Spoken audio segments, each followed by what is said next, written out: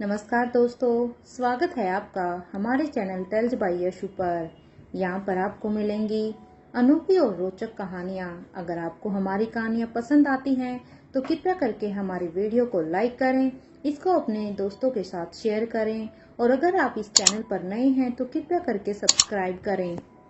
आपका हमारे चैनल पर विजिट करने के लिए बहुत बहुत धन्यवाद।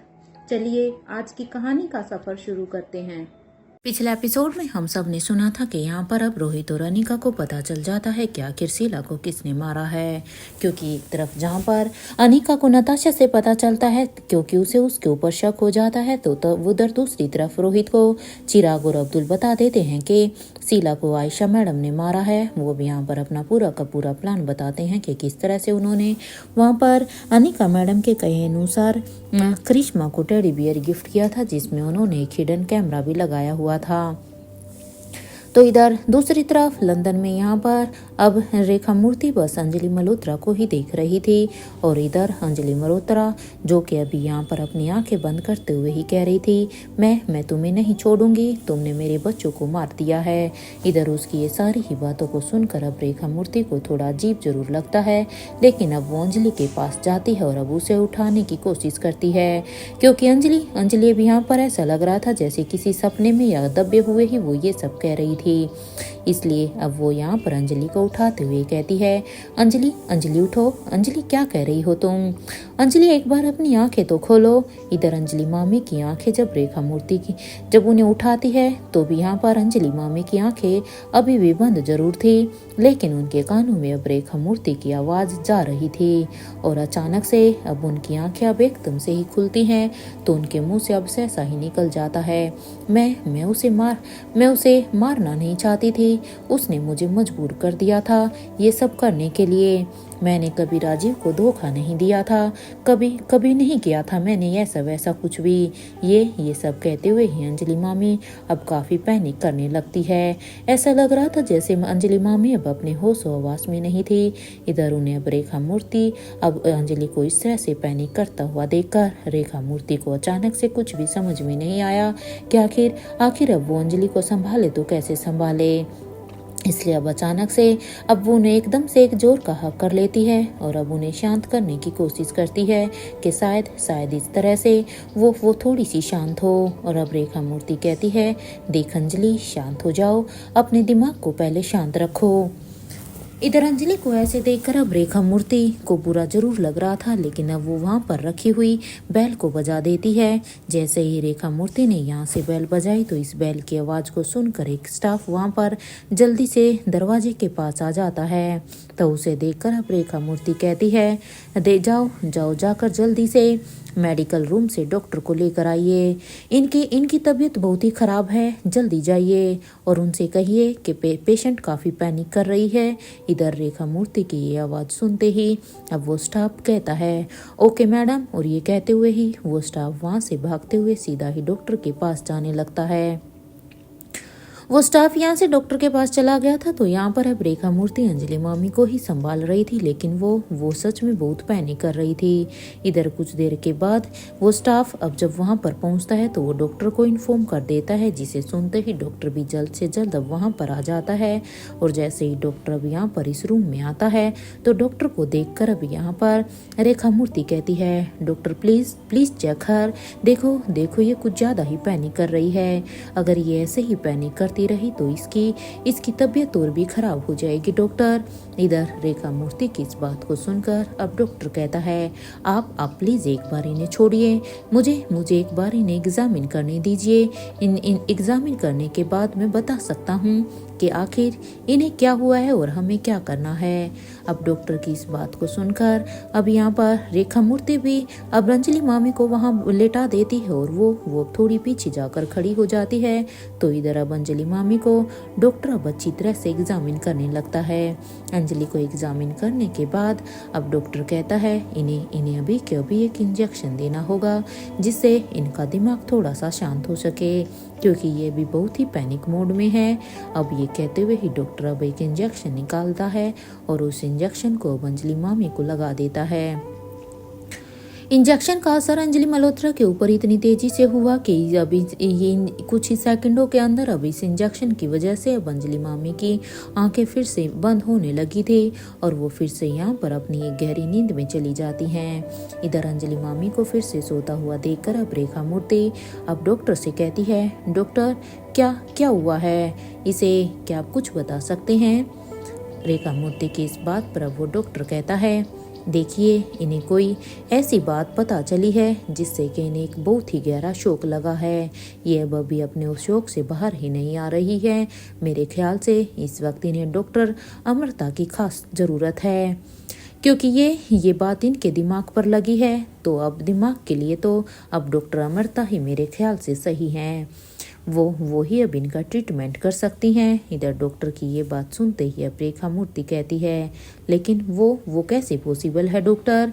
अब रेखा मूर्ति की ये बात सुनते ही वो डॉक्टर कहता है, उन्होंने लाइफ केयर हॉस्पिटल का अब एंट्रेंस एग्ज़ाम तो क्लियर नहीं किया है बल्कि टॉप भी किया है। आई थिंक अब आपको उनसे कांटेक्ट करना चाहिए, क्योंकि उन्होंने भले ही वो अपनी याददाश्त भूल चुकी हैं लेकिन उन्होंने फिर से वो एक डॉक्टरी की लाइन में आई हैं, इसलिए आप एक बार उनसे बात कीजिए, शायद इन्हें कुछ आराम लगे। इस बात पर अब रेखा मूर्ति कहती है, ओके डॉक्टर, मैं उससे ज़रूर बात करूंगी। इधर रेखा मूर्ति से बात करने के बाद वो डॉक्टर भी अब अपने रूम की तरफ जाने लगता है। तो वहीं रेखा मूर्ति अब उसके जाने के बाद अब अपने मन में ही कहती है, क्या क्या कह रही थी अंजलि, क्या मतलब था उसकी बात का? अरे अंजलि उस समय जो भी कुछ कह रही थी मेरी तो समझ से ही परी है। आखिर वो ये क्यों कह रही थी कि मैं उसे मारना नहीं चाहती थी? आखिर क्या पता चल गया था अंजलि को जिससे कि उसे इतना गहरा शौक लगा है? रेखा मूर्ति को अभी ये कुछ भी समझ में नहीं आ रहा था। इधर कुछ देर तक अपने दिमाग पर जोर डालने के बाद जब भी उसे कुछ भी समझ में नहीं आता तो वहाँ पर अब और भी सोचती है, और अब सोचने के बाद अब अचानक से रेखा मूर्ति अब अपने मन में कहती है, ओह गॉड, मैं भी सच में, मुझे ये बात पहले समझ में क्यों नहीं आई? इसका मतलब ये है कि फिर शीला को अंजलि ने मारा है। क्या ये सही है? क्या इसीलिए ही अंजलि अभी ये सब बातें कह रही थी कि वो उसे मारना नहीं चाहती थी और उसे बचाने के लिए फिर राजीव, उसका इल्जाम अपने ऊपर राजीव ने लिया था? क्या सच में यही सब हुआ था? अरे राजीव ने अंजलि को बचाने के लिए ही अपने ऊपर इल्जाम लिया है।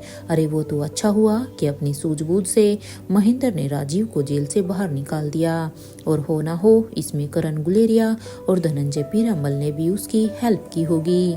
नहीं तो महेंद्र शायद ये अकेले ये सब नहीं कर पाता। रेखा मूर्ति जो कि अभी अपनी ही सोच में थी कि फाइनली अब वो यहाँ पर सारी कड़ियों को जोड़कर एक कंक्लूजन निकाल ही लेती है। तो वहीं इधर दूसरी तरफ इधर राहुल के फ्लैट में आलिशा अभी अपने लिए कॉफ़ी बना रही थी, क्योंकि रेखा मूर्ति आलिशा को कॉफ़ी बनाना सिखाकर चली गई थी। तो अब वो कॉफ़ी बना रही थी, तभी अब यहाँ पर डोरबेल बजती है। जैसे ही डोरबेल की आवाज़ कविन आलिशा के कानों में आई तो वो अपने मग को टेबल पर रखते हुए अब दरवाजे के पास दरवाजे को खोलने के लिए चली जाती है। जैसे ही आलिशा दरवाज़ा खोलती है तो सामने एक पार्सल लेकर एक सर्वेंट आया हुआ था। उस सर्वेंट को देखकर आलिशा अच्छी तरह से उस सर्वेंट को पहचानती थी, क्योंकि उन्हें पहले भी देखा था। उन्हें देखकर अब आलिशा कहती है, अंकल आप अंदर आइए ना। आलिशा की ये बात सुनते ही वो सर्वेंट कहता है, रानी साहिबा, वो हमारी मैडम ने हमें यहाँ पर ज़्यादा देर तक रुकने के लिए मना किया है। सॉरी, हम अंदर तो नहीं आ पाएंगे। ये सुनते ही अब वो सर्वेंट अपने हाथ में एक कैरी बैग को लेकर आया था, इसलिए अब अपने हाथ से उस कैरी बैग को अब कविन आलिशा को देते हुए अब कहता है, ये लीजिए आप, ये हमारी मैडम ने आपके लिए भेजा है। अब रानी साहिब अब यहाँ पर कविन आलिशा ने उसके हाथ से उस कैरी बैग को लेते हुए अब उन्हें थैंक यू कहती है। तो वो सर्वेंट भी यहाँ पर, क्योंकि वो अच्छी तरह से जानता था कि ये पेरिस की रानी है, इसलिए अब वो यहाँ पर उनके ओहदे को नहीं भूल सकता था, और वो उन्हें ग्रीट करते हुए वहाँ से चले जाते हैं। और यहाँ पर उनके जाने के बाद आलिशा अब दरवाजे को बंद कर देती है।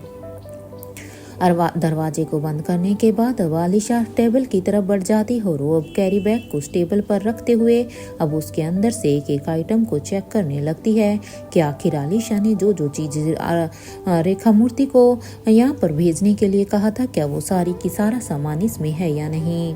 इस पूरे के पूरे आइटम को चेक करने के बाद अब आलिशा अपने मन में कहती है, रेखा मूर्ति ने एक एक आइटम सच में हमारी पसंद को ध्यान में रख कर ही चूज किया है। सच में सारी की सारी आइटम वही है जो हमें बहुत ही पसंद है। या आलिशा अब सब कुछ देख ही रही थी कि तभी उनके कानों में अब एक आवाज आती है, तुमने क्या मंगवाया है। ये आवाज़ किसी और की नहीं बल्कि ये आवाज़ राहुल की थी। राहुल ने जैसे ही आलिशा को ये सब आइटम को चेक करते हुए देखा, यहाँ पर एक कैरी बैग को देखा, तो राहुल समझ जाता है जरूर यहाँ पर कुछ ना कुछ तो पार्सल आया है। अब राहुल की ये बात सुनते ही आलिशा अब जल्दी से अपने सामान को अब फिर से उस कैरी बैग में डाल देती है, इससे पहले राहुल उन्हें देख पाता। इधर आलिशा की कोई इतनी हड़बड़ी से इस सारे ही सामान को फिर से इस कैरी बैग में डालता हुआ ऐसे करता हुआ देखकर अब राहुल कहता है, क्या रानी साहिबा ने मेरे घर को ब्लास्ट करने के लिए कुछ मंगवाया है क्या? हाँ, जो इस तरह से मुझसे छिपा रही हो। राहुल की ये बात सुनते ही कविन आलिशा अब राहुल की तरफ घूर कर देखती है और कहती है, आपके छोटे से दिमाग में यही बातें आ सकती है ना मिस्टर राहुल। हाँ, आपसे और उम्मीद भी क्या कर सकते हैं। सच में क्या आपको ये लगता है कि मैं आपके इस घर को ब्लास्ट करना चाहती हूँ। आलिशा की ये बात सुनते ही भी यहाँ पर राहुल आलिशा को कहता है, अच्छा ठीक है, अगर मैं गलत हूँ तो ठीक, दीजिए रानी साहिबा, ये बैग हमें दीजिए।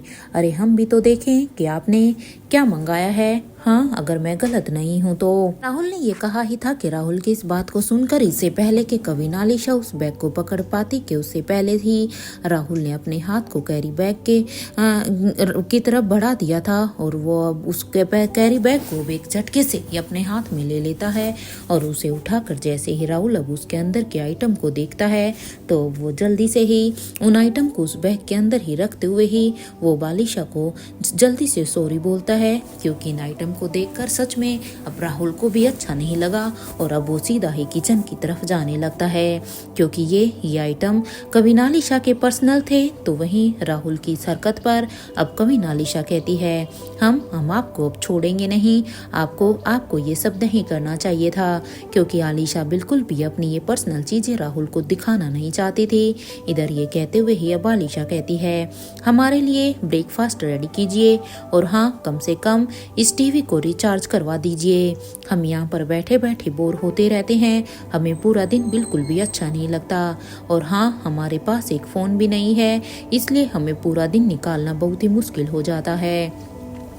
इधर आलिशा का ये रूप बड़ी आवाज़ सुनकर अब राहुल कहता है, क्या आपको अपनी बेटी का राज तिलक देखना है। इस बात पर अब कविन आलिशा कहती है, क्या ये सच में पॉसिबल है? क्या हम अपनी बेटी का राज तिलक यहाँ बैठे बैठे देख सकते हैं? इस बात पर अब राहुल कहता है, या इट्स पॉसिबल, मैं ये सब कर सकता हूँ। और ये कहते हुए ही राहुल अब अपने फ़ोन से रोहित को कॉल लगा देता है। इधर कुछ ही देर की रिंग के बाद जब सामने से हेलो की आवाज़ आती है तो यहाँ पर राहुल कहता है, ब्रो, क्या तुम मुझे राजमहल का राज तिलक दिखा सकते हो? अब राहुल की इस बात पर अब उसे सामने से आवाज आती है, क्या ये रानी साहिबा की फरमाइश है या फिर ये तुम्हारी फरमाइश है? क्योंकि जितना मैं तुम्हें जानता हूँ ना, तुम्हें तो कोई इंटरेस्ट ही नहीं है ये सब देखने का। अब रोहित की इस बात पर अब राहुल कहता है, ब्रो, यू नो ना एवरीथिंग, मेरा दिल कितना बड़ा है। वो रानी साहिबा छोटे बच्चे की तरह मुझसे जिद कर रही है कि उन्हें प्रिंसेस लतिका का राज तिलक देखना है। तो बताओ, उनकी इन बातों को सुनकर मेरा दिल पिघल गया। ये सुनते ही यहाँ पर राहुल, जो कि अभी रोहित को ये सब कह रहा था, ये सुनते ही कविन आलिशा को गुस्सा तो जरूर आ रहा था और वो यहाँ पर राहुल को घूर कर भी देख रही थी कि वो किस तरह से बातें कर रहा है। और अब यहाँ पर उसे इस तरह से बातें करता हुआ देखकर अब कविन आलिशा अपने मन में ही कहती है, हमने कब इनसे जिद की? हमने तो कभी भी किसी भी चीज़ के लिए इनसे जिद ही नहीं की है। आज हम इसे नहीं छोड़ेंगे। सच में ये अब अपनी लिमिट क्रॉस कर रहे हैं। इधर राहुल की इस बात को सुनकर अब रोहित कहता है, आने वाले आधे घंटे में तुम्हें एक वीडियो कॉल आएगा, तुम उसे उठा लेना, ओके? और उसके बाद तुम उसे सब कुछ दिखा सकते हो। रोहित की इस बात पर अब राहुल कहता है ओके ब्रो, और अब वो रानी साहिबा की तरफ से थैंक्स ब्रो, क्योंकि वो आपको थैंक्स कहना चाहती है। और ये कहते हुए ही राहुल अब अपने फ़ोन को डिस्कनेक्ट कर देता है। और इधर रोहित से बात करने के बाद राहुल जैसे ही अब पीछे मुड़कर देखता है तो कविनालिशा इधर अपने दोनों ही हाथों को अब अपनी कमर पर रखते हुए अब राहुल को ही घूर घूर कर देखने लगती है। कविनालिशा को इस तरह से गुस्से में उसे ही घूरता हुआ देखकर अब राहुल कहता है क्या क्या हुआ है, हाँ तुम आप मुझे इस तरह से क्यों देख रही हैं? देखो, एक तो मैं आपका ही काम कर रहा था। इधर राहुल की ये बात सुनते ही आलिशा अब राहुल के पास जाकर अब उसके बालों को एकदम से ही पकड़ लेती है और उसके बालों को खींचते हुए कहती है मन तो कर रहा है ना कि हम आपकी अभी के अभी जान ले लें। हम क्या आपको बच्ची दिखते हैं जो हम ऐसी जिद करेंगे? अब आप खुद ही बताओ, हमने आपके सामने जिद कब की? क्या कह रहे थे आप अपने भाई को? यहाँ राहुल खुद को अब आलिशा के हाथों से अब अपने बालों को छुड़वाने की कोशिश कर रहा था और उन्हें छुड़वाते हुए अब वो कहता है आप तो सच में चुड़ैल हो। छोड़ो मेरे बालों को। अगर मेरे एक बाल भी नीचे गिरे ना तो मैं आपको फिर बिल्कुल भी नहीं छोड़ूंगा। आप ये याद रखना, आप इस तरह से मेरे ऊपर अटैक नहीं कर सकती। और ये कहते हुए ही राहुल अब आलिशा के बालों को बराबर में ही खींच कर कहता है देखो मेरे बालों को छोड़ो, वरना मैं तुम्हारे बालों को नहीं छोड़ूंगा। सच में यहाँ पर इन दोनों को देखकर ऐसा लग रहा था जैसे दोनों एक दूसरे के बालों को नोचने के लिए बिल्कुल तैयार थे। इधर एक दूसरे से फाइट करते हुए ही वो दोनों ही अब अचानक यहाँ पर नीचे गिर जाते हैं, क्योंकि ना तो राहुल आलिशा के बालों को छोड़ रहा था और ना ही आलिशा राहुल के। तो इधर जैसे वो नीचे गिरते हैं तो राहुल को अब अपने इतने करीब देखकर अब आलिशा राहुल को थोड़ा सा धक्का देकर अब उसे अब खुद से अलग करते हुए ही अब कहती है behave your self mister Rahul. और ये कहते हुए ही आलिशा अब अपने रूम की तरफ जाने लगती है। तो वहीं आलिशा को इस तरह से गुस्से में और उसे इस तरह से ये सब कहता हुआ जाता हुआ देखकर अब राहुल उसे ही देखकर कहता है हद है यार, ये लड़की तो एक तो खुद मेरे बालों को नोचकर मेरे ऊपर अटैक करती है और उसके बाद मुझे ही ब्लेम करके चली गई। सच में यार मानना पड़ेगा इसके एटीट्यूड को। और ये कहते हुए ही राहुल बेचारा अब किचन में जाकर अब फिर से अपने काम में लग जाता है। इधर लंदन से दूर बसे एक गाँव में भाग्यश्री अब यहाँ पर अनंता से कहती है मैडम पेशेंट को होश आने वाला है। भाग्यश्री की ये बात सुनते ही अब अनंता कहती है ठीक है, फिर इसका मतलब कि अब वो खतरे से बाहर है, अब वो उसे आसानी से शिफ्ट किया जा सकता है। ठीक है भाग्यश्री, एक काम करो, जैसा कि हमने तय किया था इसे जल्द से जल्द राहुल के घर छोड़ दो, इससे पहले कि इसे होश आ जाए। और हाँ, इसके साथ वो लेप भी वहाँ पर छुड़वा देना, इसके घाव को वो लेप जल्दी ही भर देंगे। ये सुनते ही भाग्यश्री कहती है मैडम मैं उन्हें आज ही वहाँ पर पहुँचा दूंगी। वैसे मैडम आपने कुछ सोचा है? इस बात पर अब अनंता कहती है किस बारे में बात कर रही हो तुम? कहीं तुम मनाली की बात तो नहीं कर रही हो ना? अब अनंता की ये बात सुनते ही भाग्यश्री कहती है हाँ मैडम, मैं वही की ही बात कर रही हूँ। अरे जिस केमिकल को उन लोगों ने बनाया था आपने उसे छुपा दिया था और अपने फॉर्मूला को भी डिस्ट्रॉय कर दिया था। लेकिन मैडम अब क्या होगा? उससे भी ज़्यादा खतरनाक अब मनाली शहर पर वार होने वाला है। मुझे तो एक बात समझ में नहीं आती है कि आखिर उन लोगों ने मनाली शहर को ही क्यों चुना है? वो किसी और शहर को भी तो चुन सकते थे ना। इस बात पर अब अनंता कहती हैं उन्होंने मनाली को इसलिए चुना होगा क्योंकि इस कहानी की शुरुआत मनाली शहर से ही शुरू हुई है। तो अब इस कहानी का नया मोड़ भी अभी उसी शहर से ही होगा। देखते हैं भाग्यश्री आने वाले तूफान का सामना अब रोहित और अनिका कैसे करेंगे। ये अब उन दोनों के लिए एक परीक्षा की घड़ी है कि वो कैसे इसका सामना कर पाते हैं। ये सुनते ही भाग्यश्री कहती है मैडम मेरे कानों में तो अब उस तूफान की आहट अभी से ही सुनाई दे रही है। सच में ये तूफान सच में बड़ी ही जोर से आएगा। अब क्या होगा मैडम? कुछ समझ में ही नहीं आ रहा है कि ये सब कैसे शांत होगा। ये सुनते ही अब अनंता कहती है देखो भाग्यश्री, पापा हमेशा कहते थे कि जब कुछ समझ में ना आए तो हमें थोड़ी देर खुद के मन को शांत रख कर सोचना चाहिए। तो जब जब हम अपने मन को शांत रख कर सोचते हैं तो हमें उस समस्या का भी हल मिल जाता है। इसलिए तुम भी अभी जाओ और अपना काम करो, क्योंकि आने वाले जो समय में जो होने वाला है वो उसको तो हम नहीं रोक सकते हैं, लेकिन हाँ उससे निपटने के लिए हम कुछ ना कुछ तो सोचेंगे ही। और ये तो सबसे पहले अब रोहित और अनिका के ऊपर है कि आखिर वो उससे निपटने के लिए क्या प्लान बनाते हैं। और सच कहूँ तो ये काफ़ी दिलचस्प भी होने वाला है।